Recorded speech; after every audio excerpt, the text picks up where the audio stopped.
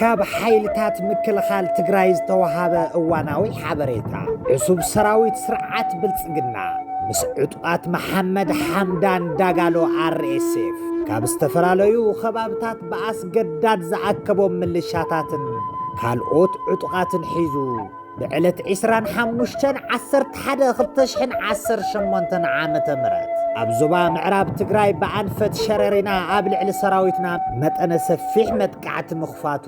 ብእዋኑ ብመንግስቲ ትግራይ መግለጽ ከም ዝተዋሃቦ ይዝከር ኣብቲ ቦታ ዝነበሩ ሰራዊትና ነቲ ብወገን ዕሱብ ሰራዊት ብልጽግና ዝተኸፈተሉ መጥቃዕታ ብመስተንክራዊ ጅግንነትን ጽንዓትን ተዋጊኡ ብምምካት ኣብ ልዕልቲ ዕሱብ ሰራዊትን መሻርኽቱን ሰፍ ዘይብል ኪሳራ ኣብጽሑን ብኣሽሓት ዝቝጸሩ ሙትን ቁስልን ብምግባር ካብ ሕሞራ ክሳብ ጎንደር ኣብ ዘለዉ ትካላት ጥዕና ብውግኣት ዝተጨናነቕሉ ኩነታት ተፈጢሩ እዩ ሕዚ እውን ኣብዚ ከባቢ ዝርከብ ሰራዊትና እቲ ልሙድ ናይ ዓወትን ጅግንነትን ታሪኽ ፈጺሙ ንቐጻሊ ተልእኾኡን ዝበለጸ ዓወትን ንምርግጋጽ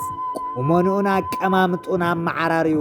ድሉ ኮይኑ ይርከብ ብወገን ጆኖሳይደራዊ ስርዓት ብልጽግና ነቲ ዝገጠሞ ዘይገመቶን ዘይተጸበዮን ንምሽፋን ዝተፈላለዩ ሓሶትን ምድንጋራትን ወረታት ብምንዛሕ ኩሎም ሜላታት ፕሮፓጋንዳ ተጠቒሙ ነቲ እንትርፊ ስዕረት ዓወተ መዝጊቡ ዘይፈልጥ ሰራዊቱ ሞራል ንምጽጋንን ህዝቢ ኢትዮጵያን ማሕበረሰብ ዓለምን ንምድንጋርን እንዳጻዓረ ይርከብ ኮይኑ ግን ካብ መጀመርትኡ ሞራሉ ዝተሰበረ ሰራዊቱ በዝናይ ሓሶት ዓወት ክጽግኖ ከም ዘይኽእል ጋዲ ይኸውን ኣሎ እዚ ከም ዝነሃለወ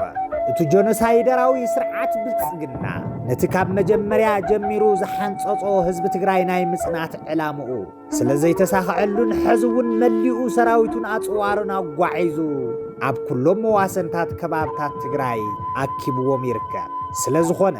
ዳግማይ ኩናት ጽንተት ንምጅማር ኣብ ዘኽእሎ ድልውነት ከም ዘሎ በብኸባቢኡ ኣብ መሬት ዝረኣይ ዘሎ ምልክታት መረጋገጽ ሓቅታት እዮም ሕዚ እውን እንተኾነ ነዚ ናይ ጆኖሳይደራዊ ስርዓት ብልጽግና ዕላማን ትልምን ከምቲ ዝሓለፈ ብናይ ህዝብናን ሰራዊትናን ጥሙር ቅልጽም መኪትና ከም ዘፍሸልናዮ ለሙን እቲ ንዳግማይ ኩናት ጽንተት ከኣቱ ዝህንደድ ዘሎ ጆኖሳይደራዊ ስርዓት ብልጽግና ዕላምኡ ንምብርዓን መላእ ህዝብናን ሰራዊት ትግራይን ኣብ ዝለዓለ ሞራልን ድልውነትን ከም ዘሎ ጥራይ ዘይኮነስ ከምቲ ልሙድ ነቲ ዕሱብ ሰራዊት ብልጽግና ብጅግንነትን ጽንዓትን ብምድምሳስ